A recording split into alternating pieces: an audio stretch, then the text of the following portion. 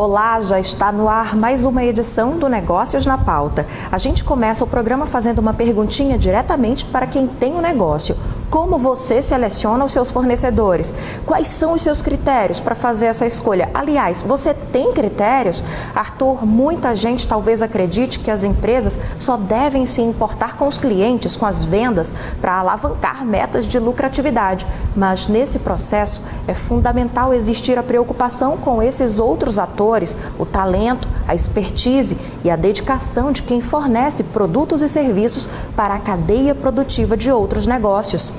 Olha, Dalva, se quem tem empresas deve se importar com essas questões, quem fornece insumo de serviço para essas empresas precisa estar sempre um passo à frente. Precisa antever qualquer oportunidade de melhorar as entregas que realiza, claro, cumprir as normas vigentes na atualidade. Quanto mais alinhadas estiverem empresas e fornecedores, melhores tendem a ser os resultados alcançados. Perfeitamente, Arthur. E sabe outro aspecto muito importante? Tanto negócios que realizam entregas diretas ao consumidor final, quanto os que fornecem serviços, matéria-prima e outros produtos em cadeia são feitos por gente. Especialmente em cenários de crise, é preciso se olhar com mais atenção ainda para o desenvolvimento de talentos nas organizações, sejam elas, Arthur, públicas ou privadas. A propósito, capacitar e qualificar são palavrinhas que nunca caem em desuso quando se deseja uma sociedade com mais oportunidades, mais empregos, menos desigualdades. Ou seja, essa também deve ser uma preocupação de governo. É sobre tudo isso que nós vamos conversar hoje. Qualificação de fornecedores e desenvolvimento de talentos na pauta a partir de agora. Investir na qualificação dos fornecedores é essencial a todos os negócios, já que no mercado a palavra de ordem cada vez mais é a parceria. Além disso, quando se deseja praticar a sustentabilidade e incentivar o desenvolvimento econômico, essa qualificação é indispensável. A Vale, que é uma empresa global com atuação também no Maranhão, tem diretrizes que reforçam essas políticas. Entendemos que é algo essencial para a sustentabilidade do nosso negócio, porque precisamos cada vez mais de um mercado local, além de competitivo, capacitado tecnicamente e inovador, que seja capaz de nos fornecer produtos e serviços que se adequam às exigências que o mercado nos impõe em termos de custo e qualidade.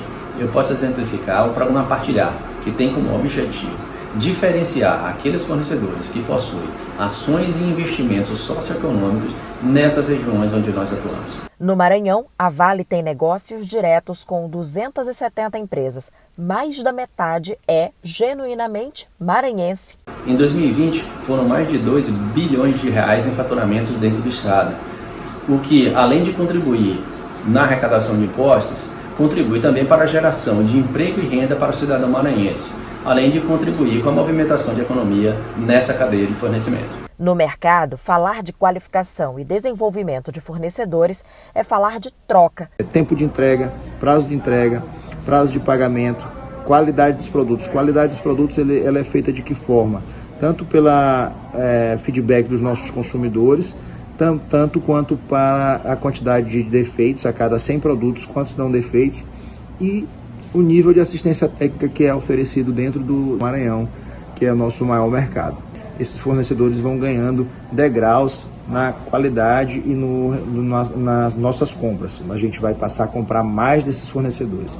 Além dos conhecimentos burocráticos, da busca por certificações e das competências técnicas para fornecer produtos, matéria-prima e serviços, as empresas também têm buscado desenvolver habilidades humanas no relacionamento com os fornecedores. É o que faz a TVN no Maranhão.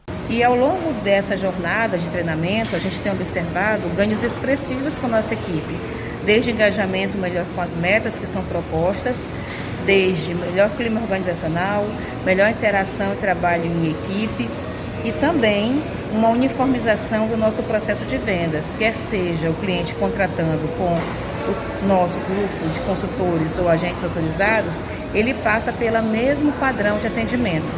Isso nos dá um ganho muito grande e uma percepção muito boa para o nosso cliente da nossa qualidade do nosso processo de venda. Cada vez mais o consumidor final é atento aos detalhes do negócio, está mais exigente com a qualidade do produto e do serviço pelo qual paga. Por isso, pequenos negócios também devem investir nessa qualificação dos fornecedores com os quais contam, em especial nos momentos de crise. O que observávamos era que apenas as grandes empresas, tinham esse cuidado, mas de certo tempo para cá se tornou essencial que o pequeno também faça essa boa gestão. E garantir uma boa parceria é essencial para atravessar esses momentos de dificuldades. Observar os fornecedores que estão disponíveis, selecionar aquele que lhe garanta aí uma boa parceria e, principalmente, garantir que tudo que foi acordado seja entregue. Como a gente acabou de ver, a qualificação de fornecedores para as empresas reúne uma série de etapas e processos, muitas vezes burocráticos. Primeiro tem a seleção, depois tem o acompanhamento, as certificações, a manutenção, a avaliação.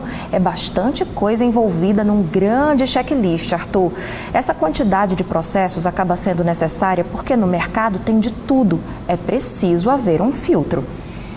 Dalva. Empresas sérias investem nessa qualificação com o intuito de atrair outras empresas também sérias e comprometidas. Afinal, o impacto que o fornecedor pode causar no negócio é gigantesco. E não dá para falar sobre esse assunto sem tratar do desenvolvimento humano, das competências profissionais, individuais e coletivas. Então, vamos apresentar os nossos convidados, que muito nos honram com a presença aqui no estúdio. Davi Teles, secretário de Estado de Ciência, Tecnologia e Inovação, e Carlos Jorge Taborda, coordenador do Programa de Desenvolvimento de Fornecedores, o PDF da FIEMA. Sejam muito bem-vindos. Muito obrigado. Prazer. Obrigado. Bem, nós vamos começar falando um pouco do PDF, certo. Carlos Jorge. Aí você está lembrando aqui uma figura histórica do PDF que nós perdemos há pouco tempo, o Zé Oscar, figura querida de todos. Mas esse programa já está fazendo 2 décadas, Que balanço você faz de todo esse programa, dos resultados que até hoje, Carlos Jorge? Assim, Arthur, neste ano nós completamos 22 anos de atuação ininterrupta do PDF Maranhão. Nós somos o segundo programa mais antigo do Brasil. O primeiro foi o do Espírito Santo, nós fomos o segundo e vimos atuando de forma ininterrupta. Ao longo desse tempo... Inicialmente ele estava dentro da estrutura de governo, não é isso? E depois para a Federação das Indústrias. Exatamente. Diferente do Espírito Santo, aqui no Maranhão ele começou na Secretaria de Indústria e Comércio, na antiga Secretaria de Indústria e Comércio, e em 2010 a gestão dele passou para a FIEMA, para a Federação das Indústrias, que é como ocorre em outros estados do Brasil. Assim, ao longo desses 21 anos, o que a gente tem visto são empresas que se desenvolveram e inclusive ganharam outros mercados fora do Maranhão. Que legal. Porque assim, no primeiro momento, quando o PDF surgiu, a nossa ideia era desenvolver fornecedores para as duas nossas grandes primeiras mantenedoras, que foram a Vale e a Alumar. Com o passar do tempo, esses fornecedores foram ganhando envergadura, foram se desenvolvendo e foram conquistando mercados fora do Maranhão. Então hoje nós temos uma empresa apoiadora do PDF Maranhão, que é a Dínamo Engenharia. Começou conosco como uma pequena empresa e hoje atua em 8 estados, se especializou na prestação de serviços para concessionárias de energia elétrica e hoje ela é uma potência. Uma empresa que começou conosco com um pouco mais de 40 trabalhadores, hoje tem quase 9 mil. Começou fornecendo para a distribuidora aqui do Maranhão. Exatamente. Começou fornecendo para a Equatorial, na época a Semar. Inclusive, ao longo do tempo, a Equatorial, a Solar Coca-Cola e a Eneva também ingressaram como nossas mantenedoras. Então, hoje nós temos 5 empresas mantenedoras. Então, ela começou ali trabalhando para a antiga Semar. Ela chegou ao PDF por uma indicação da Semar e aí, a partir daí, ela, junto com todo o trabalho de desenvolvimento, consultoria que nós proporcionamos, ela conseguiu ganhar aí mercado pelo Brasil afora. E, no fundo, é isso que nós queremos, que uma empresa maranhense seja competitiva não só no Maranhão, mas em qualquer local do país. Mas com certeza essas empresas, normalmente elas começam pequenas e vão crescendo. E quais têm sido as maiores dificuldades para essas empresas que entram no PDF se adequar às exigências dos maiores contratantes, Carlos Jorge? Arthur, eu penso que é muito a linha da gestão, né? Porque como é que normalmente acontece? Nós temos uma pessoa que tem um grande conhecimento técnico em alguma área, ou porque ele desenvolveu na faculdade, na vida profissional, ou porque trabalhou em alguma grande empresa e adquiriu essa bagagem profissional, e a pessoa se vale dessa experiência profissional para abrir uma empresa. Só que aí ele precisa perceber que na empresa não basta apenas o conhecimento técnico, ele precisa ter um conhecimento gerencial. Ele pode ser muito bom tecnicamente, mas pecar do ponto de vista de gestão. Uma confusão simples que nós vemos muito e que é o primeiro começo do tropeço da empresa é quando se mistura as contas pessoais com as contas da empresa. A famosa conta da padaria. Exatamente. Então é quando não há essa separação, aí eu já não sei se eu estou pagando a conta do colégio do meu filho, se eu estou pagando a conta de um fornecedor. De onde está saindo? Não, o pior, Dalva, é que só sai de um local, só sai do caixa da empresa. E aí é confundir lucro com fluxo de caixa também, né? Isso, aí começa a exaurir os recursos da empresa com coisas que não são da empresa. Então, o que a gente... E aí, lógico, é o que a gente mais trabalha ao longo da nossa jornada no PDF, é a gestão. É preparar aquele profissional que tem um bom conhecimento técnico para que ele desenvolva as competências gerenciais. Muito bom. Interessante. Agora eu vou convidar o secretário Davi para entrar aqui na nossa conversa, perguntando como que se dá isso na gestão pública. Hoje, enquanto gestor de uma pasta que movimenta bastante recurso e precisa de muitos fornecedores, como que é o olhar dessa gestão para essa escolha que muitas vezes se dá, às vezes ali pelo preço, a história da licitação. Mas aí você traz as empresas já preparadas para servir e entregar o melhor. Fale um pouco sobre a sua experiência. Eu tenho duas experiências bem diferentes a esse respeito, porque eu passei os primeiros 2 anos e 7 meses da gestão Flávio Dino como presidente da CAEMA, né, que do ponto de vista da gestão e do saneamento interno, né, não do saneamento enquanto política finalística, é algo muito complicado. E nos últimos 4 anos eu estou na Secretaria de Ciência, Tecnologia e Inovação, que é uma secretaria enxuta e que mudou um pouco a sua lógica de atuação para atuar também exatamente como prestadora de serviço, depois que a gente começou a trabalhar o Inova Maranhão como carro-chefe da secretaria. Mas a questão da licitação e a questão da contratação de pessoal, obviamente, que são os 2 grandes elementos dificultadores da gestão pública. Você aprender a fazer a gestão pública, sabendo que nem sempre o contratado vai ser aquele que efetivamente é o que vai prestar o melhor serviço, mas sim aquele que se dá melhor em licitações. Às vezes o que é mais experiente em licitação é uma coisa que muitas das vezes coincide. Muitas das vezes você consegue fazer com que o que é melhor em licitação, ou seja, o mais organizado do ponto de vista documental, também é aquele que presta o melhor serviço ou vende o melhor produto. Mas nem sempre isso coincide. Mas eu estava vendo aqui o Carlos Jorge falar sobre a questão da importância de nós formarmos empresas, formarmos empreendedores para atuar no Maranhão e fora do Maranhão, e isso imediatamente me traz a pensar a questão das nossas startups maranhenses, pensar a questão do nosso ecossistema de inovação, que quando eu cheguei na secretaria, eu acabei transformando no carro-chefe da Secretaria de Ciência, Tecnologia e Inovação. O Inova Maranhão começou ali com um eixo, que era o eixo de startups, e isso deu tão certo que acabou se transmudando para outros eixos inspirados pelo eixo startups. E hoje as startups maranhenses, exatamente por conta desse foco muito forte que a inovação tem em gestão, em validação permanente com o cliente, as startups maranhenses já estão recebendo venture capital de fundos nacionais, já estão começando a vender para fora do estado, o que demonstra que processos de desenvolvimento de negócios bem feitos podem dar muito certo, e no nosso caso, fomentado pela administração pública, o que era algo meio impensável, né? Isso é muito legal, está acontecendo, mas assim, voltando aqui à questão do PDF, Carlos Jorge, podia dar assim, em linhas gerais rápidas Como é que um fornecedor ele se cadastra? Quanto custa de fato esse desenvolvimento? Claro que isso depende, né, do tamanho da empresa, de que tipo de serviço que ela... Assim, o primeiro passo do fornecedor é ele se cadastrar no PDF. Né? Nós temos um portal, pdfmaranhão.com.br. Pode ser pelo portal mesmo? Não, todo o cadastro é pelo portal. Pelo portal. É pelo portal. O cadastro é gratuito, então o fornecedor não paga absolutamente nada para estar associado ao PDF. A partir do momento que ele está associado conosco, todas as ações que a gente faz de desenvolvimento, de geração de oportunidades de negócios, a gente sempre informa os fornecedores. Uma coisa que também é uma característica muito forte do PDF são as nossas visitas técnicas. A gente visita muito.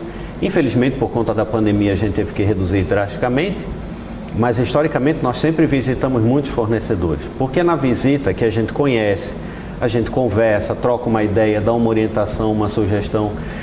Já ocorreu várias vezes de, numa visita, a gente identificar uma oportunidade de negócios. A gente sabe que uma determinada empresa precisa do serviço daquele... Mas nesse processo todo de apoio, o programa, ele custeia para o fornecedor tem que contratar um consultor externo, como é que funciona isso? Não, todo esse trabalho que a gente faz, via de regra, não tem custo para o fornecedor. O fornecedor só tem custo algumas vezes quando ele participa de algumas capacitações nossas, como é o caso do PROCEM, o Programa de Certificação de Empresas, né? Porque ao longo do tempo nós chegamos à conclusão de que não adianta fornecer um treinamento, uma capacitação 100% sem custo para o fornecedor. Ele muitas vezes não valoriza adequadamente. Isso. Verdade. Então o que acontece? Até por uma orientação do nosso conselho, né, do conselho que rege o PDF, todas as nossas ações elas são subsidiadas. Uma parte do custo o PDF banca, outra parte do custo é o fornecedor. Mas, volto a falar, só em alguns momentos, em algumas capacitações. Porque, por exemplo, participar de um encontro de negócios, que também é uma coisa rotineira que nós fazemos, ele não tem custo absolutamente nenhum. Só ganho, né? Só ganho. É a oportunidade dele se apresentar, dele conhecer novos potenciais clientes. Então, assim, na maior parte da trajetória da empresa com o PDF, ela não paga absolutamente nada. Até porque o programa... Desculpa, Nalva. Até porque o programa... Imagina. Ele é subsidiado por quem? Pelas nossas mantenedoras e pelas apoiadoras que contribuem financeiramente para que o programa exista. Perfeitamente. A gente vai dar uma pausa aqui agora nesse papo, levar o resto de todo esse conteúdo para os próximos blocos. Daqui a pouquinho a gente volta para saber mais sobre qualificação de fornecedores e desenvolvimento de talentos. Negócios na pauta de volta. Veja só, no ambiente organizacional, cada vez mais negócios investem na chamada cultura do compliance, ou seja, a cultura da ética. Isso passa pelos conceitos de governança. Analisemos juntos. Se essa governança não executar as regras que cria, nem os fornecedores, nem os próprios colaboradores irão conseguir falar a mesma língua. Correto, Arthur? Exatamente, Dalva. As adequações pelas quais as empresas passam são de processos internos e esses processos são executados por pessoas. Então é fundamental que as empresas qualifiquem os colaboradores e mais ainda, que consiga atrair talento. Voltamos aqui para falar com o nosso convidado, o secretário Davi Teles e o coordenador Carlos Jorge. Vamos agora fazer uma pergunta direta aqui ao secretário Davi. O programa Trilha da Inova, né? Busca desenvolver talentos e como você vê isso que pode ajudar, além da questão das startups, até as próprias empresas atrair esses talentos para elas, né? Que é um problema em qualquer lugar. Pois é, aparentemente o Trilhas Inova surge exatamente para resolver um problema que as startups que nós temos incubado nos ciclos de incubação dos últimos anos se ressentiam. As startups estavam tendo muita dificuldade de contratar desenvolvedores de software, programadores, pessoas que sabiam manejar dados, cientistas de dados e designers de experiência do usuário, que tem muito a ver com isso que o Carlos Jorge estava dizendo agora, que é uma profissão do futuro, né? Designer em UX, né? UX designers, que está muito na moda, uma profissão que não tem desemprego. Então nós criamos o Trilhas Inova para atender essas nossas startups que estavam contratando esse tipo de profissional de fora. Outro dia nós vimos aí na prestação de contas de uma startup que horas de profissionais como esse de Santa Catarina tinham sido contratados. Nós resolvemos lançar o Trilhas Inova por isso, mas logo percebemos o quê? Que ele era um programa também de empregabilidade para além da questão das startups. Sim. Então nós o lançamos na semana passada como um programa de emprego, né? Obviamente de empregabilidade, de adensamento de complexidade técnica, porque são profissões, né, que obviamente não são profissões as mais comuns, mas nós abrimos para um público muito amplo. Então os requisitos são pessoas com 16 anos para cima, com ensino fundamental completo, com um computador com internet banda larga disponível e minimamente com conhecimento básico de inglês e de computação. Então, muitas dos jovens e das pessoas que nós conhecemos. A gente fica às vezes achando que é só o profissional de TI que consegue entrar para fazer essas revoluções digitais, essas transformações digitais, quando na verdade não. Se a gente for olhar no mundo, se a gente for olhar lá no Vale do Silício, muita gente que não tem graduação em TI, que são os maiores UX designers, os grandes desenvolvedores de software, os grandes programadores. São autodidatas. Né? Autodidatas, mas assim, é autodidata, vírgula. Eles obviamente que desenvolveram essas expertises. Tiveram mentores também. Mentores que possibilitaram que eles aprendessem isso com mais profundidade a partir do convívio com empresas que demandam isso. E no Maranhão esse é um setor, essa é uma economia que ainda está sendo tracionada. O Inova Maranhão, nessa área de atuação do ecossistema, tem 3 anos para cá. Então a gente resolveu fazer isso enquanto Estado. Às vezes as pessoas estão muito acostumadas que somente no ambiente privado se tem essa capacitação, mas nós contratamos algumas pessoas. Hoje a equipe do Inova Maranhão é uma equipe boa e a gente está fazendo essas 3 trilhas de aprendizagem. Então, programadores e desenvolvedores de software, né?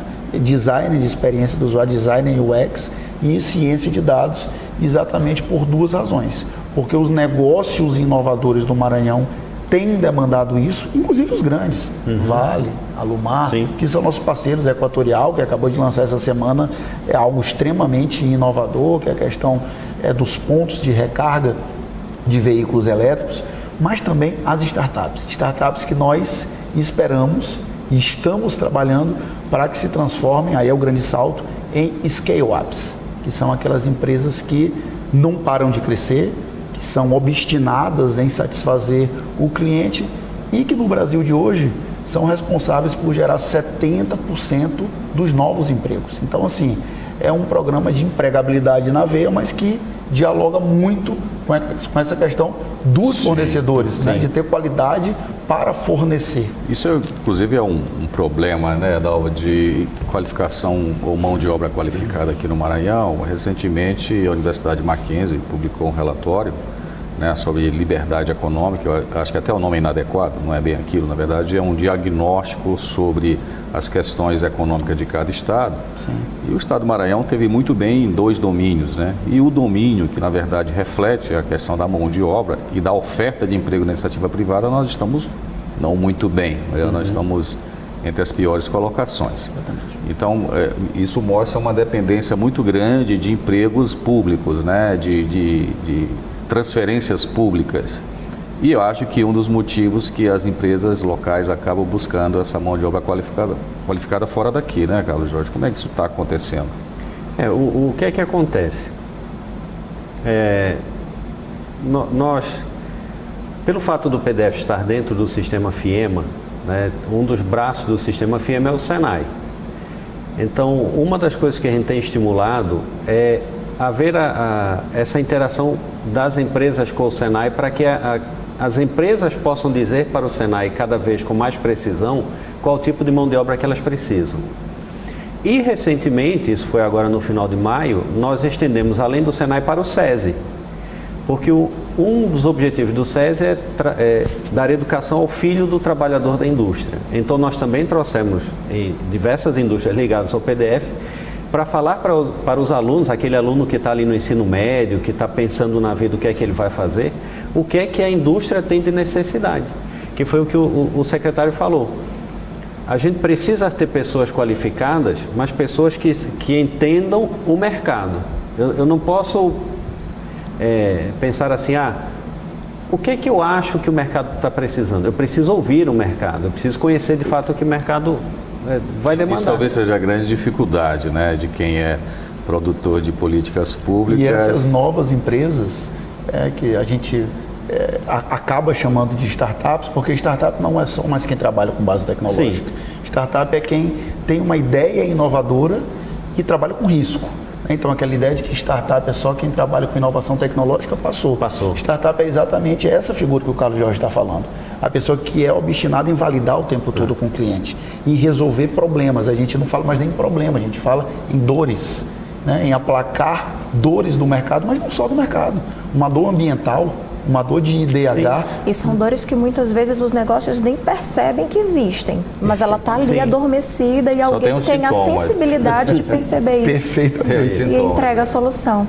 Agora, eu vou voltar um pouquinho lá no assunto que a gente tratou no primeiro bloco, quando o Carlos Jorge comentou que o PDF faz visitas aos negócios, aos fornecedores. E aí eu pergunto, essas visitas, elas invalidam visitas dos contratantes ou não? Não. O que acontece? Pela nossa característica do PDF, o nosso principal ponto de conexão com as empresas é a área de suprimento. Então imagina, o comprador, que é aquela pessoa que tem um processo ali na carteira dele, que precisa dar vazão ao processo, ele é uma pessoa muito ocupada. Então muitas vezes o comprador não consegue fazer a visita ao fornecedor do jeito que ele gostaria, para poder ter mais informações sobre o fornecedor, sobre capacidade técnica, sobre expertise. Então o PDF atua como esse braço estendido da área de suprimento. Então quando a gente visita um fornecedor, a gente consegue ter noções de como é que é a estrutura do fornecedor, o tamanho dele, o que é que ele já tem de experiência de fornecimento para outras empresas. E aí isso que nós vimos no fornecedor, a gente consegue municiar as áreas de suprimento. Então não invalida. Já ocorreu determinados momentos, não é muito comum, mas já ocorreu momentos de nós fazermos visitas em conjunto. Sim. Nós levarmos áreas de suprimentos, pessoas, compradores, né, das áreas de suprimentos, para visitar fornecedores conosco. Agora sim, no dia a dia é muito mais comum nós do PDF fazermos essas visitas. E a incubação das startups, ela acontece também dessa maneira mais próxima? Se visita startups, elas têm sedes ou não? Às vezes acontecem ali, na casa da pessoa que desenvolveu. A startup, ela hoje, cada vez mais, para ser uma startup de sucesso, que se transforme numa scale-up, ela tem que ter no seu DNA a validação desde o início. Nesse nosso último ciclo de incubação, nós mudamos para trazer o processo de validação desde o primeiro momento. No nosso ciclo de desenvolvimento, a gente acabava colocando só na segunda fase a validação.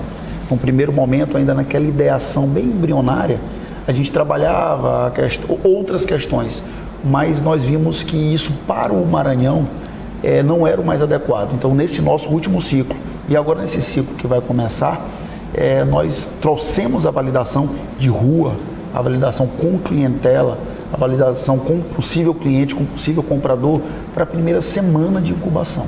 Passou naquela primeira fase mais formal, né, de que ficam ali 10% dos projetos que não se adequam mais formalmente, entrou efetivamente na pré-incubação, a gente já está mandando para a rua para fazer validação e, claro, aí as metodologias ágeis próprias de incubação de Startup Design Thinking, Scrum, todas essas metodologias ágeis próprias dos grandes programas do mundo, seja do MIT ou do programa de incubação de Singapura, são os que nós estamos utilizando aqui. Por quê? Porque não tem muito o que inventar aquilo que já deu certo. A gente tem que adequar para o Maranhão aquilo que vem dando certo. E agora, esse processo de validação é fundamental. Uma pergunta, Davi. Tradicionalmente, em universidades do exterior, somente na Europa, nos Estados Unidos, talvez seja mais forte, essa aproximação de empresas privadas com a academia é muito forte. Muitas vezes as empresas estão lá dentro da academia. Aqui, por termos as nossas universidades tradicionalmente públicas, né, existe uma certa distância entre a iniciativa privada e a academia, com exceção talvez muito poucas. O trabalho que eu conheço mais próximo é da PUC do Rio, que é bastante forte. Como fazer isso na Secretaria de Ciência e Tecnologia, ser esse casadouro, né? Chama isso casadouro? Quem casa é casadouro? Casar, iniciativa privada. Essa é a pergunta que eu mais gosto de responder na vida, porque os matches entre os encontros, né? Os espaços de match, para utilizar um termo bem da inovação, entre a academia como prestadora de serviço, como quem oferece produto, e o mercado, é o que fez a Coreia do Sul se transformar na potência industrial que é hoje. É o que fez Singapura se transformar na potência industrial que é hoje. É o que fez o Vietnã, país que até outro dia tinha uma economia estatizada, se transformar na potência capitalista que é hoje. Então, isso hoje para nós é o grande mote. Nós temos um dado, desafio. O grande desafio. Nós temos hoje um dado que é muito preocupante no Brasil. O Brasil é o 12º país em produção científica, uma colocação razoável, mais ou menos equivalente com o nosso PIB ali, nosso PIB que desde o segundo pós-guerra varia entre o 8º e 13º, digamos. A gente está numa boa posição de produção científica tradicional. Nós somos somente o 62º em produção de inovação. O que é inovação? Novos produtos, novos processos, novos métodos, soluções. A ciência aplicada. Ciência aplicada. Transformação de pesquisa em produto. Então, a gente transformou um dos eixos do Inova. Aí eu também tenho que fazer aqui um pouquinho a propaganda para as pessoas saberem que a gente está fazendo isso. No eixo universidade, a gente tem hoje um edital grande só para isso, que é o edital Centelha, que é da FINEP com contrapartida do Tesouro Estadual. Esse hub novo que nós inauguramos no primeiro andar da Refesa, que o pessoal brinca que é a sede do Google no Maranhão, de tão bonito que a gente fez mesmo para ser belo, é do Estado, é bonito, mas para atrair, porque a beleza também atrai, né? Então isso é importante. É o espaço do match, Arthur, é o espaço desse casamento, né? É esse espaço em que... Eu ainda sinto falta disso. Quando você falou do programa de mobilidade elétrica da Equatorial, como eu sou pesquisador da universidade, sim, eu nunca vi esse diálogo entre esse programa e a própria universidade, que tem até o doutorado aqui em engenharia elétrica. Deixa eu lhe dar uma boa notícia. A Equatorial está no nosso parque tecnológico, legal. Adotou um casarão no centro histórico e em parceria com a faculdade ISL Weiden e a IBM num programa junto. Hoje o Parque Tecnológico do Maranhão tem na Equatorial, na TVN, no próprio ambiente de inovação que a FIEMA e o Senai estão implantando no centro, atores bastante importantes, mas com esse mote que você falou, o encontro da tríplice hélice, mercado, academia e Estado. É uma conexão que precisa existir. A gente vai já voltar a falar mais sobre isso. Nós vamos a mais um rápido intervalo. Voltamos em instantes com mais negócios na pauta.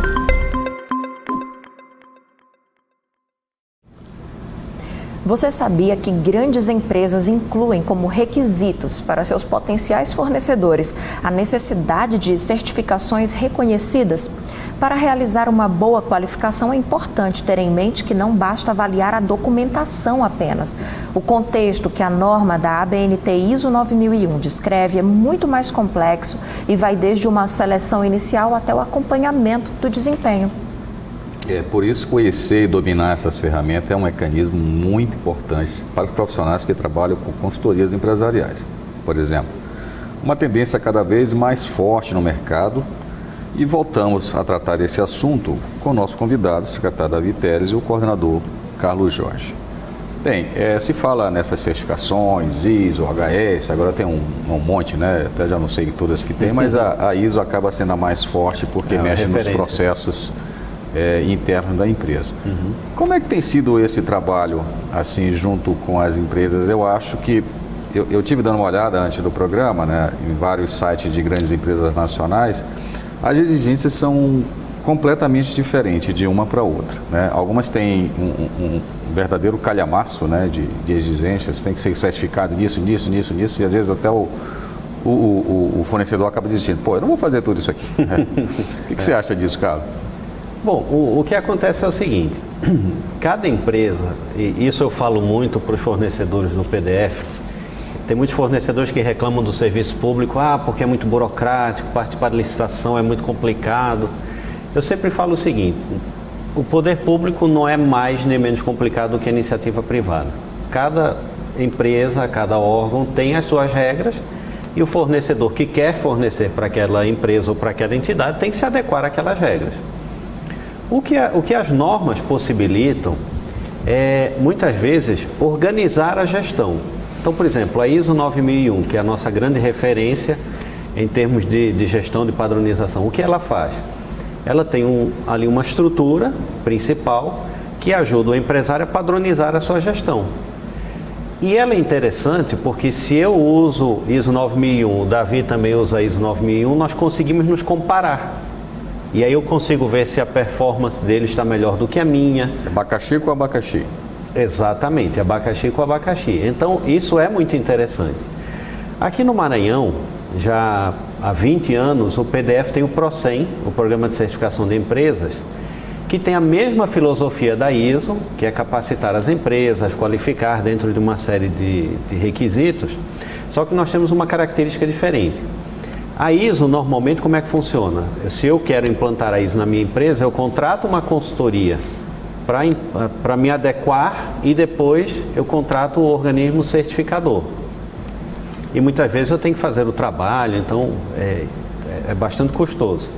No PROCEM, nós capacitamos a empresa, damos consultoria para a empresa implantar, né? Todo o processo de implantação da empresa é acompanhado por nós, por uma série de mecanismos e uma série de visitas e reuniões virtuais, presenciais, enfim. E aí, ao final, a empresa que atende aos requisitos, ela é certificada, né? Ao longo do tempo, ao longo desses 20 anos, a gente já deve ter certificado aproximadamente 200 empresas em todo o Maranhão, né? E aí, uma coisa interessante é que o PROCEM prepara a empresa o que é que muitas vezes já aconteceu? A empresa certificada pelo PROCEM, ela vai em busca da ISO. Porque o PROCEM, por mais que seja bom, não deixa de ser a nossa jabuticaba. Então, ela é uma solução caseira do Maranhão. Quando o fornecedor... Que só serve para cá. Exatamente. Quando vai para o Pará, o pessoal pergunta, o que é PROCEM? É, claro. Então, aí a empresa que busca ir além das nossas fronteiras, ela já vai para uma norma que é internacionalmente conhecida. Então, ela já salta para ISO. Mas o bom é que ela já tem toda a preparação que o PROCEM lhe dá. Mas a pergunta provocadora. A empresa vai ter a certificação ISO, a certificação OHS, a certificação Jabuticaba. Isso garante de fato que o produto ou o serviço tenha qualidade? Olha só, há muito tempo que há essa confusão de que a ISO 9001 é uma norma que garante qualidade. Isso é uma falha de interpretação. Ela é uma norma que garante padronização. Conformidade. Conformidade, exatamente. Então, o que é que se presume? Que o fornecedor tem um processo produtivo adequado, que vai gerar um produto ou um serviço de qualidade. O que a ISO 9000 faz? Ela gera conformidade, ela padroniza, para que toda vez que o fornecedor gera aquele produto ou presta aquele serviço, seja agora, seja mês que vem, seja nos próximos anos, similar, né? Seja sempre no mesmo nível, não é? Então... Eu ousaria dizer que a conformidade da ISO, para se transformar num bom produto, num bom serviço, ela depende de validação com o cliente. Exatamente. Esse é o processo que dá qualidade para produtos e serviços. E depende de talento também, né? De talento, exatamente. E aí eu te pergunto assim, e quais startups, vocês têm feito alguma coisa nesse sentido de atuar também em melhorar os processos gerenciais, melhorar processos, buscar certificações? Porque a gente acaba tendo aquela noção, né, Dalva, de que startups é um monte de garoto brincando ali no computador. Eu estou falando isso porque o meu filho, agora por causa da pandemia... Nós temos duas gerações aqui, eu tenho engenheiro eletrônico, né? E ele passa as madrugadas virado dentro de um computador. O quarto é uma bagunça. Eu digo assim, gente, eu acho que todas as startups devem ser assim. Eu vou tomar carona. É brincadeira, viu, pessoal? É só uma brincadeira aqui. Mas, Davi... Eu vou tomar carona na pergunta do meu amigo Arthur para saber a opinião de vocês a respeito do seguinte. Ok, as validações, as certificações, elas vão impulsionar o negócio. Se a validação do cliente vier perfeito, você vai crescer. Mas pode ser que tenha gente que tem um negócio e diga, não quero crescer, para mim tá bom. Quais são os riscos que esse negócio, mesmo que não queira crescer, corre se não validar o que entrega, se não, sabe assim, buscar essa certificação? Há riscos para esses negócios? No ambiente digital, eu diria que esse pensamento não cabe. Né? Não, ele está fora dessa economia da inovação. Não quer crescer, Quem não não está existe. disposto a crescer, está obstinado em satisfazer o seu cliente, ele vai para uma empresa tradicional, que aí ele vai num mercado que tem muitos outros, né, dentro de um setor, de um segmento, que aí ele vai ter que cair mais nessa coisa da padronização, da certificação, não vai ter necessariamente o vínculo com a qualidade, que é o que o Arthur falava. Eu acho que no nosso caso aqui, dessas empresas, desses negócios inovadores de base mais inovadora, o fraco do pessoal é exatamente esse, exatamente essa questão do compliance, é a questão de conhecer com mais profundidade o ambiente jurídico, as questões jurídicas, sim, as questões relacionadas aos negócios mais tradicionais. Mas eu diria que isso é uma fase, né, Davi? Porque assim, nós estamos passando uma fase de entropia, né, de muita desordem criativa, sem que dúvida. Depois ela vai se ajustar. Mas para a realidade hoje das empresas, das pequenas, médias e grandes empresas, principalmente as fornecedoras para o Estado, Davi. Nós tivemos recentemente a Lei 14.133/21, que foi recentemente promulgada depois de um longo debate no Congresso, e que ela vem substituir a famosa 9666, né, que era muitíssimo criticada, Dalva, por todos.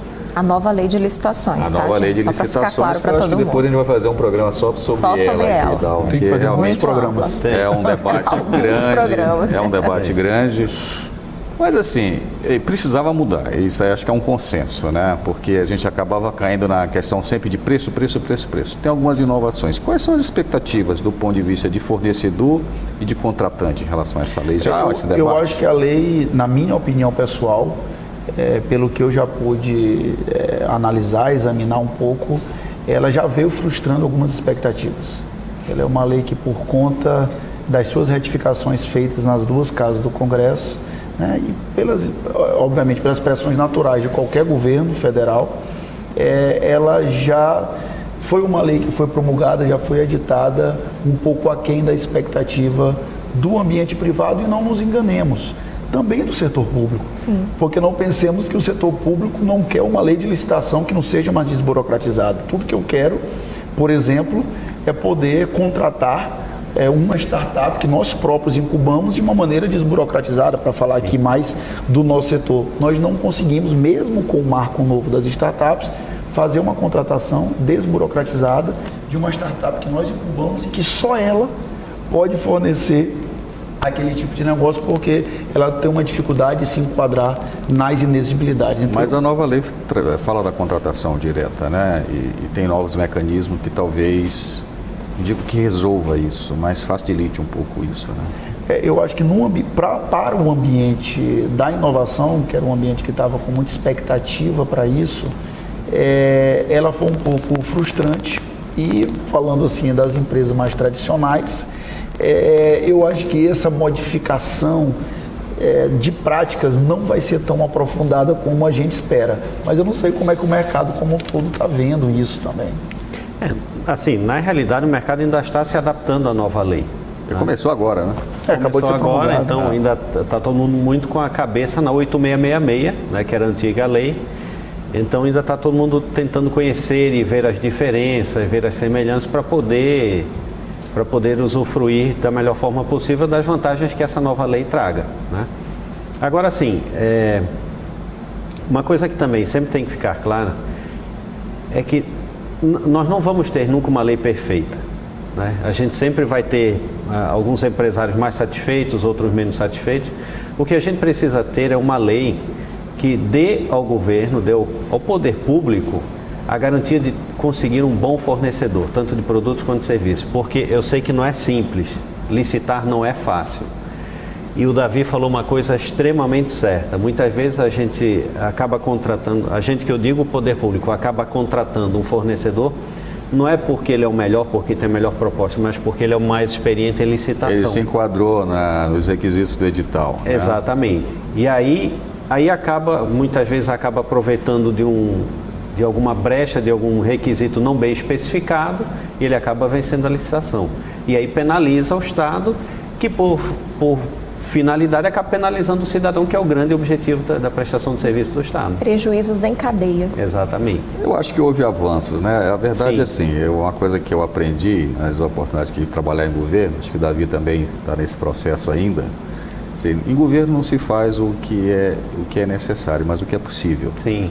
E no Poder Legislativo isso é mais forte ainda. Na verdade, o que sai é um consenso. Não sai o melhor, mas sai um consenso. Tem forças que não querem que você avance, outras forças querem que avance mais rápido, mas acabou que são avanços que eles vêm passo a passo. Olha, a nossa conversa aqui foi sensacional, né, Dalva? Mas como todo programa bom aqui, quando a gente percebe assim, ó, já acabou o tempo, são 45 minutos. Estouramos todos os blocos, Arthur. Estouramos todos os blocos aqui, nossos convidados ótimos, né? Não deixavam com a vontade, ó, vamos interromper. Bem, a gente agradece aqui ao nosso convidado, o secretário Davi Teles, coordenador do PDF, Carlos Jorge Taborda. Obrigado também. E posso despedir aí para a gente finalizar o nosso programa. Eu quero agradecer a oportunidade, fazer assim uma convocação a esse ambiente empresarial do Maranhão que cada vez mais pense em inovação. As empresas tradicionais também podem inserir inovação em seus processos, não somente as startups. Eu acho que a economia do século XXI demanda isso. Bem, eu também quero agradecer, muito boa oportunidade, muito boa conversa, né, muito produtiva, e convidar as empresas para conhecerem o PDF Maranhão, um programa que já está aí há mais de 20 anos atuando, cheio de oportunidades. Nós temos muitas expectativas para este ano, e então fica aqui o convite para que todos acessem o nosso portal pdfmaranhão.com.br, se cadastrem e usufruam do que a gente pode possibilitar. Muito bom. A gente fica por aqui. Obrigado mais uma vez pela sua companhia. Muito obrigada também pela presença de vocês, foi um papo muito bom. O Negócios na Pauta, você já sabe, é um oferecimento da Comar Participações e Investimentos. Todos os nossos programas estão disponíveis nas redes sociais. É só seguir Negócios na Pauta. Uma ótima semana para você. Até o nosso próximo encontro. Tchau!